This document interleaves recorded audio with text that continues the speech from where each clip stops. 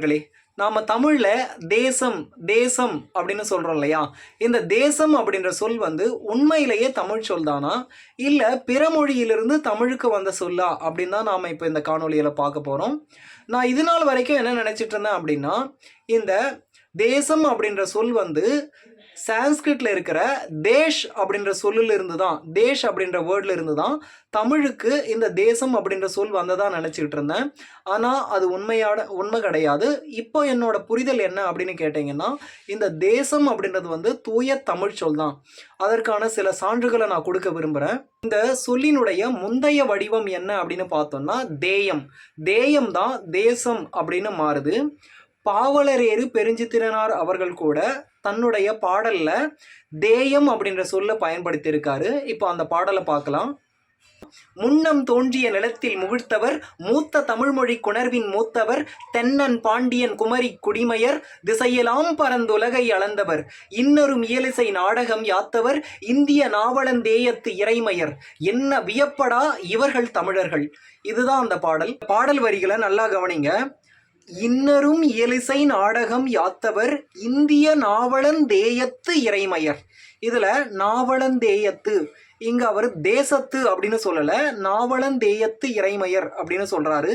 So இங்க தான் அந்த தேயம் அப்படின்ற சொல் பயன்படுத்தப்பட்டிருக்கு. அவர் தேசம் அப்படின்ற சொல்ல பயன்படுத்தல, தேயம் அப்படின்ற சொல்ல தான் பயன்படுத்தியிருக்காரு. அந்த தேயம் அப்படின்ற சொல் தான் தேசம் அப்படின்னு மாறி இருக்கு. இதுக்கு இன்னொரு சான்று கூட பார்க்கலாம். நான் ஏற்கனவே என்னோட காணொளியில் இதை பற்றி பேசியிருக்கேன். தமிழில் நே அப்படின்னா அன்பு அப்படின்னு அர்த்தம். அந்த நே தான் நேயம் அப்படின்னு மாறுது. நாம் மனித நேயம் அப்படின்னு கூட சொல்லுவோம். ஸோ இந்த நேயம் அப்படின்னாலும் அன்பு தான். தான் நேயம் அப்படின்னு மாறுது. அந்த நேயம் தான் நேசம் அப்படின்னு மாறுது. நேசம் அப்படின்னாலும் அன்பு தான். நாம் நேச நாடுகள் அப்படின்னு சொல்லுவோம். அந்த நேசம் தான் தெலுங்குல போயிட்டு நண்பனை குறிக்கின்ற ஒரு சொல்லாக நேஸ்தம் அப்படின்ற சொல் பயன்படுத்தப்பட்டிருக்கு. அதே மாதிரி தான் இந்த தேயம் அப்படின்ற சொல் கூட, இந்த தேசம் அப்படின்ற சொல் கூட தேயம் அப்படின்ற சொல் வந்து தேசம் அப்படின்ற சொல்லா மாறி இருக்கு. நேயம் அப்படின்ற சொல் நேசம் அப்படின்னு மாறிச்சு இல்லையா? அதே மாதிரி தான் தேயம் அப்படின்ற சொல்லும் தேசம் அப்படின்னு மாறி இருக்கு. நேயம் நேசம், தேயம் தேசம். இங்க தேயம் தேசம் இது ரெண்டுத்தையும் கவனிங்க. யகரம் வந்து சகரமாக மாறி இருக்கு. தேயத்துல யா இருக்கு, தேசத்துல சா இருக்கு. இந்த யா வந்து சாவாக மாறி இருக்கிறது. அதாவது நேயமும் நேசமும் எப்படி யா வந்து சாவா எப்படி தமிழ்லயே மாறுச்சோ அதே மாதிரி தான் தேயமும் தேசம் என்று தமிழ்லேயே மாறி இருக்குது. இப்போ இந்த யா வந்து சகரமாக மாறுவதற்கான சில சான்றுகளையும் நான் இப்போ கொடுக்குறேன். நம்ம தோசை சாப்பிட்றோம் இல்லையா? இந்த தோசைக்கு ஏன் அந்த பெயர் வந்தது அப்படின்னு பார்த்தோம்னா தோய் தான். தோய் அப்படின்னா தமிழில் புளித்தல் அப்படின்னு அர்த்தம். மாவை புளிக்க வைக்கிறத தோய் அப்படின்னு சொல்லுவோம்.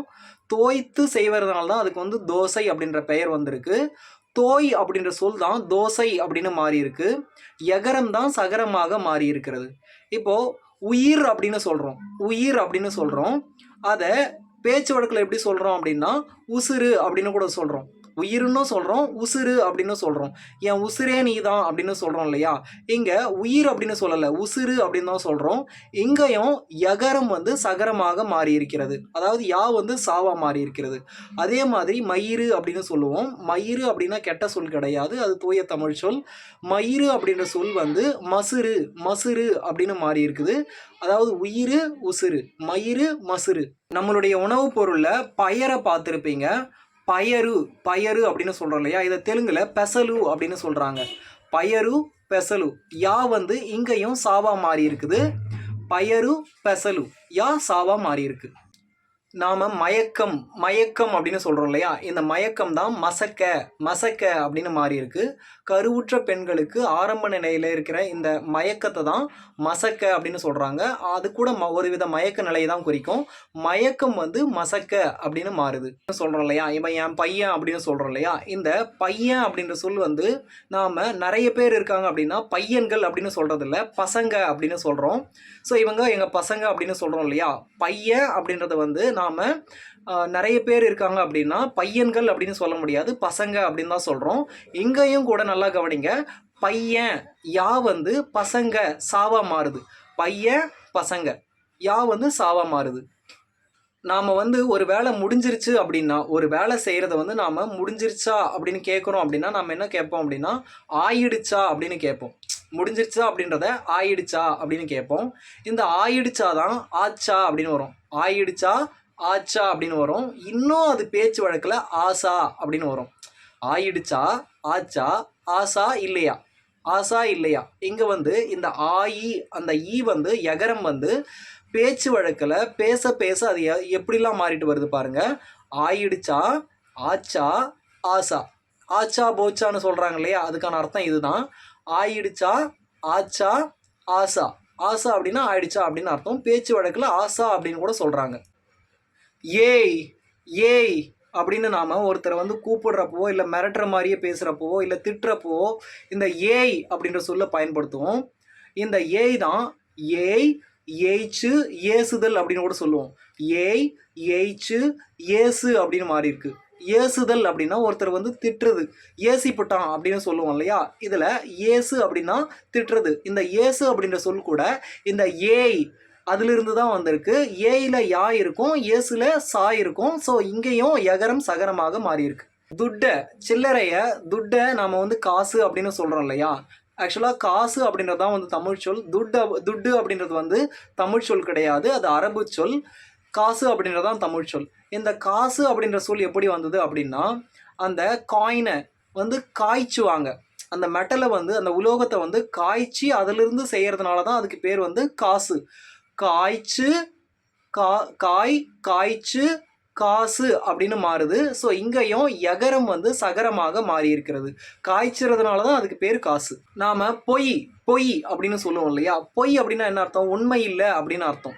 ஆனால் பொய் அப்படின்ற சொல்லினுடைய உண்மையான அர்த்தம் என்ன அப்படின்னு பார்த்தோம்னா, அதனுடைய வேர்ச்சொல் அர்த்தம் என்னன்னு பார்த்தோம்னா, பொய் அப்படின்னா துளையிடுதல் அப்படின்னு அர்த்தம்.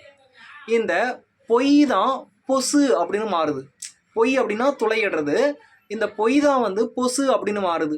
பொசுக்கிடுவேன், அதாவது நெருப்பு கையில் வச்சுட்டு பொசுக்கிடுவேன் அப்படின்னா அந்த நெருப்பு மூலமாக தொலைய போட்டுருவேன் அப்படின்னு அர்த்தம். ஸோ இந்த பொய் தான் பொசுக்குதல் அப்படின்னு மாறுது.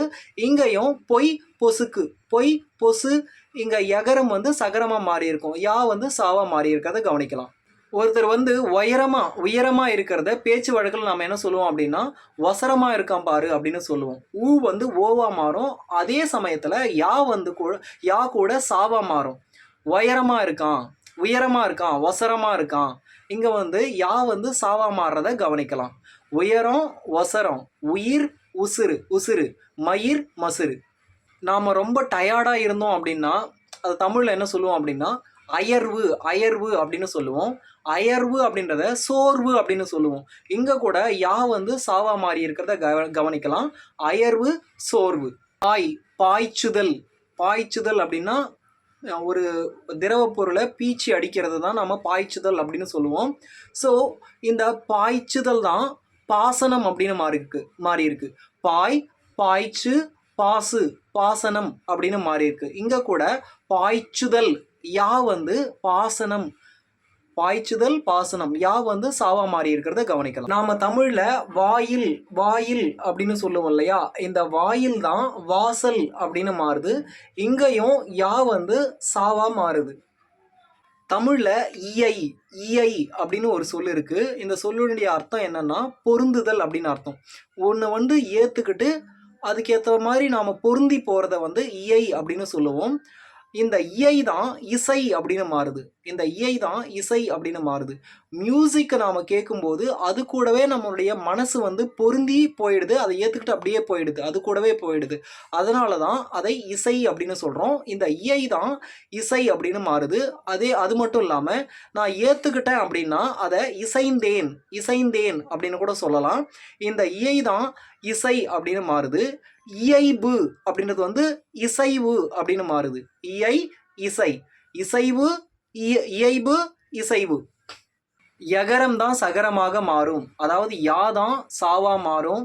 தேயம் தான் தேசமா மாறி இருக்கே தவிர சமஸ்கிருத மொழியில் இருக்கின்ற இந்த தேஷ் அப்படின்ற சொல்லிலிருந்து தேசம் வரவில்லை அப்படின்றதுக்கு இதுக்கு மேலே சான்றுகள் தேவையில்லை அப்படின்னு நினைக்கிற நண்பர்களே, இந்த காணொளி உங்களுக்கு பிடிச்சிருந்தது அப்படின்னா மறக்காமல் என்னோட சேனலுக்கு சப்ஸ்கிரைப் பண்ணுங்கள். நன்றி.